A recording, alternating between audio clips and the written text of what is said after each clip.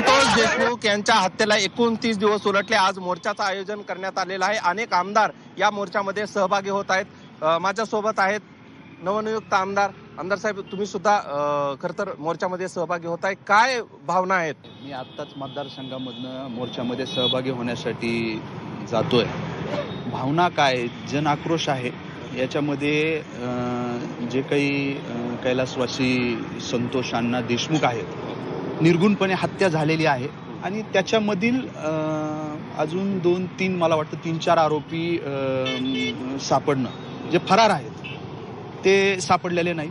त्यांना अटक व्हावी आणि त्यांना फाशीची शिक्षा व्हावी, कठोरात कठोर जे काय आहे शिक्षा त्यांना झाली पाहिजे, ही सगळ्यांची मागणी आहे। विजयसिंह पंडित यांनी सांगितलं आहे की आमच्या पक्षाचे जरी कुणी असले आणि या प्रकरणामध्ये काही असलं तरी कडक शासन झालं पाहिजे, अशी मागणी विजयसिंह पंडित यांनी केलेली आहे। विष्णू बुर्गे, झी 24 तास, बीड।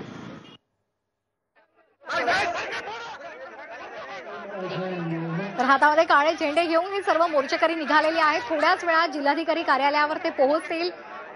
न्याय द्या, न्याय द्या, त्याचबरोबर संतोष देशमुख अमर रहे या घोषणा दिल्या जात आहेत।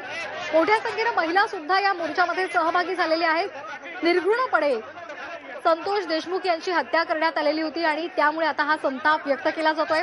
बीड मधली गुंडगिरी त्याला आळा बसावा यासाठी या सर्वपक्षीय मूक मोर्चाचं आयोजन करण्यात आलेलं आहे आणि त्याचबरोबर संतोष देशमुख यांच्या हत्येचे जे मारेकरी आहेत त्यांना तात्काळ अटक करा, ही मागणी सुद्धा या मोर्चाद्वारे केली जाते।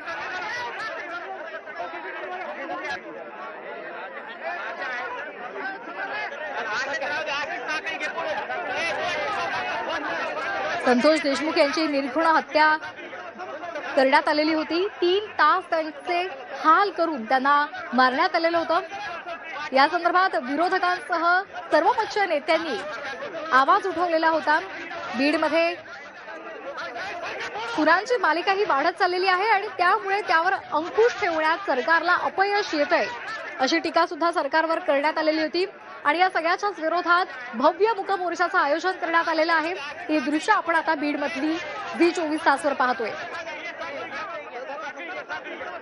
महाराष्ट्रातल्या सर्व नेत्यांनी, नागरिकांनी सर्व गोष्टी बाजूला ठेवून, पक्ष बाजूला ठेवून या मोर्चामध्ये सहभागी व्हावं असं आवाहन सुद्धा करण्यात आलं।